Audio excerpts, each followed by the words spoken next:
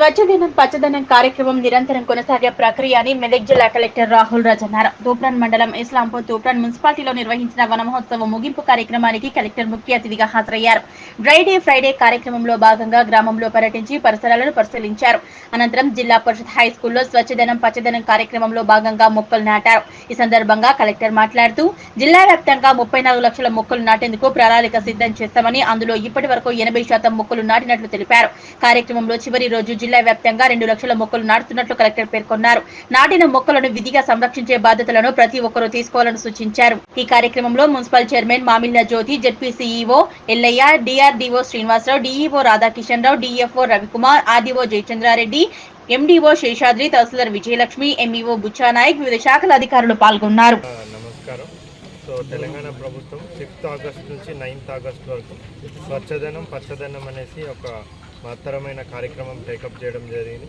So మరి ప్రభుత్వం ఆదేశాల మేరకు మన జిల్లా వ్యాప్తం కూడా అన్ని గ్రామ పంచాయతీల్లో మన దగ్గర ఉన్న 4 మున్సిపాలిటీల్లో కూడా పెద్ద ఎత్తున మరి ప్రజలందరినీ భాగస్వామ్యం చేసుకుంటూ ఈ ప్రోగ్రామ్ని మనం టేకప్ చేయడం జరిగింది.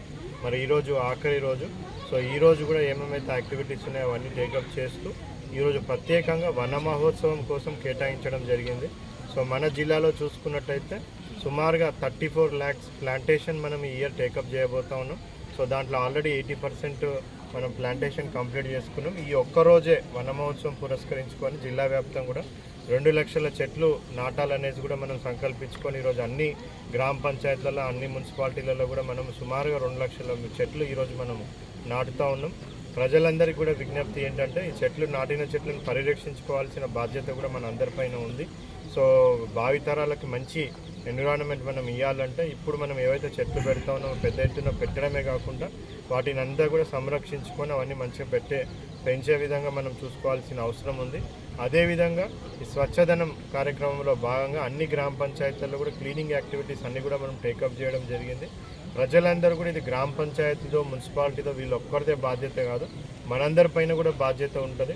ఎస్పెషల్లీ మన ఇంటిని ఎట్లయితే క్లీన్గా నీట్గా పెట్టుకుంటామో, సో శుభ్రంగా పెట్టుకుంటామో అదేవిధంగా మన పరిసరాలు కూడా పిచ్చి మొక్కలు కానివ్వండి, లేకపోతే చెత్త చెదారం కానివ్వండి, నిల్వ ఉండే నీళ్లు కానివ్వండి, లేకపోతే నీళ్లు ఉండడానికి ఉన్న కూలర్లు కానివ్వండి, పూల కుండీలు కానివ్వండి, కొబ్బరి బోండాలు కానివ్వండి, టైర్లు కానివ్వండి, ఇటువంటి నిల్వ ఉండే పదార్థాలు ఏమున్నా కానీ వాటిని అన్నింటినీ కూడా డిస్పోజ్ చేసేసి మొత్తం డ్రైగా ఉంచుకోవాల్సిన